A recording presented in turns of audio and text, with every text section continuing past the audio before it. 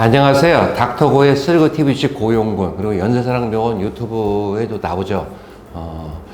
오전에 수술하고 지금 시간이 12시 30분이네요. 그래서 2시부터 외래니까 1시간 정도에 많이 깔려있죠. 한 5개 찍어달라고 그래서 또 저희는 NG 없이 갑니다. 인공관절. 그때 한번 제가 인공관절이 뭔가 한번 설명을 드렸죠. 그런데 환자분들이 많이 궁금해 하세요. 인공관절이면 다 똑같은 거 아닙니까? 왜 무슨 내비게이션이 뭐고, 로보트가 뭐고, 환자 맞춤형 수술 도구가 뭐고, 3세대 인공관절이 뭐고, 2세대는 무엇이고, 여성형은 뭐고, 이런 걸 많이 궁금해 하시면서 요즘은 그런 걸 많이 부르세요. 그 인공관절, 무릎 인공관절 수술의 역사가 1970년대에 시작을 했어요. 해가지고 지금 2025년이니까 거의 한 55년 정도가 되면서 많이 발전을 해온 거예요. 제가 환자분한테 설명할 때 자동차 설명 많이 하거든. 차들이 많이 바뀌었어요. 어떻게 바뀌었냐? 차의 안정성이 많이 좋아졌죠. 내가 운전할 때 혹시라도 사고가 나면 안 되기 때문에 사고가 났을 때 얼마나 안전한가는 안정성에 대한 정도가 많이 좋아졌고, 두 번째는 편안함. 차를 탔는데 이 승차감이라고 하죠. 그리고 요즘은 AI 인공지능의 이런 발전과 더불어서 차 안에서 다 이렇게 모든 걸 할 수 있는, 그러니까 집 같은 차를 원하고 안전한 이런 차들을 많이 원하고, 그리고 좀 좀 편안한 이런 것들을 많이 원하잖아요.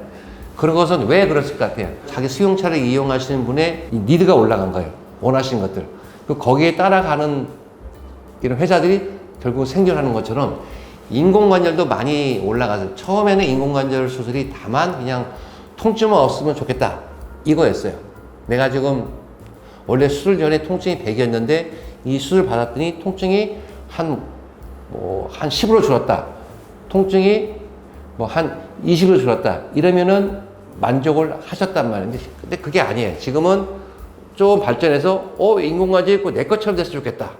그리고 인공관절 하고 나서 내가 좀 운동을 좀 더 자유롭게 할 수 있고 무릎이 잘 구부러면 좋겠다. 이런 기대감이 올라가면서 발전을 한 거예요. 전 세계적으로 무릎 인공관절 수술의 만족도는 81%가 보고가 되어 있어요. 전 세계에서 수술한 인공관절 환자분들의 이런 연구 결과를 봤더니 100명 수술하시면은 81명은 만족하고 19명은 어떤 분은 내가 괜히 했다. 그건 전 세계적인 데이터예요. 그러다 보니까 환자분들이 이런 얘기를 하니까 수술을 꺼려 하는 거예요. 우리 뻗정달 되는 거 아니냐, 하고 나 괜히 아프다고 하더라.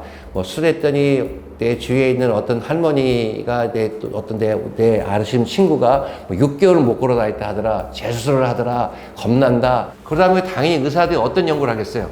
만족도를 좀 더 올리고 싶은 거죠.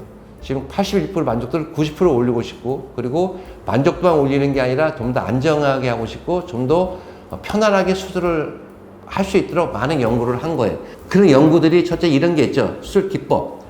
과거에 많이 째던 걸 조금 째기도 해보고, 그죠?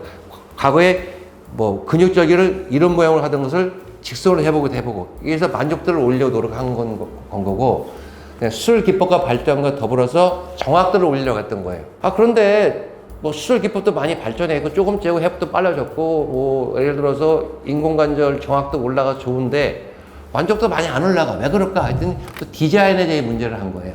과거 자동차 디자인이 많이 발전을 한 것처럼 인공관절도 디자인도 문제가 있다. 그래서 인공관절을 점점 자기 무릎 모양에, 각자의 무릎 모양에 맞도록 연구들을 많이 하면서 디자인을 많이 개발했고, 과거 디자인에 비해서 좀 더 쾌적하고 과거 디자인에 비해서 좀 더 합병증이 적은 인공관절의 이 모양들을 개발하기 시작한 거예요. 최근에는 이걸로 만족하지 않고 인공지능을 이용해서 어떻게 하면 좀 더 인공관절을 자기 모양에 맞춰서 만드는 건지, 그리고 또 한 가지, 그리고 나서 어떻게 하면 염증을 더 줄일 수 있는 건지, 이런 좀 과학적으로 과거에 플라스틱 인공관절 재질을 좀 다른 재질로 바꾸면 어떨 것인가.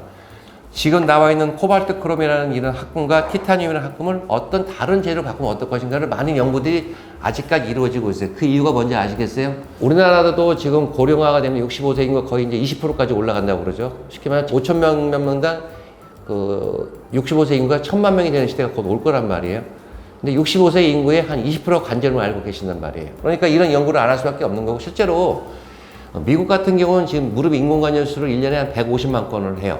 우리나라가 11만 건, 12만 건 하거든요. 10%를 따라가요. 그런데 미국에서 발표를 할 통계를 보면은 회사들이 발표를 하겠죠. 한 10년, 15년 지나면 300만까지 올라간다는 거예요.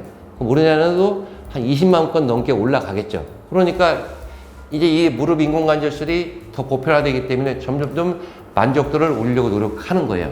제가 말씀드리고 싶은 것은 가장 중요시하고 궁금해하는 정확도를 어떻게 올리는지, 그리고 디자인을 어떻게 하는지에 대해서 제가 강의를 풀어갈 겁니다. 그래서 원래 인공관절은 겨울에 많이들 오세요. 봄 되면은 조금 떨어졌다가 여름에 좀 했다가 올라가는데, 그러다 보니까 제가 좀 시간적 여유가 있어요. 그래서 여러분들한테 좀 인공관절에 대해서 좀 자세하게 설명하는 시간들을 갖도록 하겠습니다. 그래서 재생치료가 제가 주로 많이 하다 보니 관심이 많은데, 인공관절도 여러분들한테 좀 더 쉽게 접근할 수 있도록 노력하겠습니다. 다음 시간 기대해 주시면 정확도라든 디자인에 대해 말씀드리도록 하겠습니다. 네, 감사합니다.